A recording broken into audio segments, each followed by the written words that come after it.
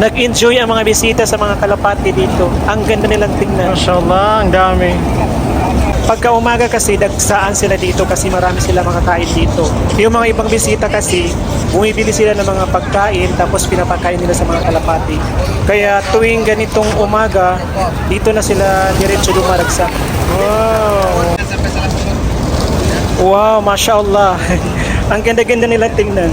Busog na busog sila.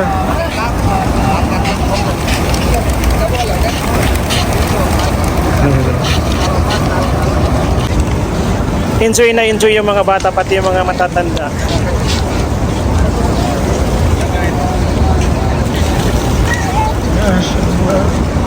Oh, ayan, ang dami na sila mga pagkain.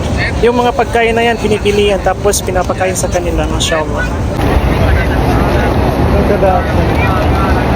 Ayan po ang Masjid Al-Gamama. Pagka ganitong umaga, marami mga pilgrims ang bumibisita dito kasi hindi masyadong mainit ang panahon. Isa kasi ito sa mga historical site ng Islam dito sa Madina kasi nga dito nagsala ang ating mahal na propeta ng dalawang Salatul Eid at saka Salatul Istisqa. Kaya marami mga pilgrims ang bumibisita dito mula sa iba't ibang panig ng mundo araw-araw. Napakasarap sa pakiramdam pag nakaapak ka dito kasi sobrang relaxing dito, napaka-peaceful ang lugar. Mashallah. Ayan yung Masjidin Nabawi. Malapit lang ito sa yung Masjidil Gamama, malapit lang sa Masjidin Nabawi. Ayan, ang daming mga pilgrims ngayon dito na bumibisita pagkatapos po ng Fajr, Salatul Fajr. Aliw na aliw sila sa dami ng mga kalapati dito. Dan sebagian besar tempat-tempat bersejarah untuk yang ada di Arab Saudi ini. Ito naman ang Masjid Abu Bakar. Magkatabi lang sila sa Masjid Al-Gamama.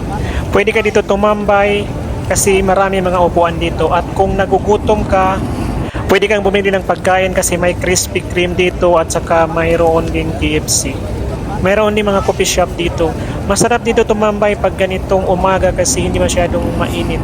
Pagka sa gabi naman, punong-puno ito ng mga tao after Maghrib. While naghihintay sila sa Salatul Aisha, dito sila tumatambay. Marami kasi mga magagandang ilaw dito pagkagabi. May mga tindahan din ng mga gold dito, mga abaya, mga tube, mga sajadan, mga pampasalubong para sa mga mahal niyo sa buhay.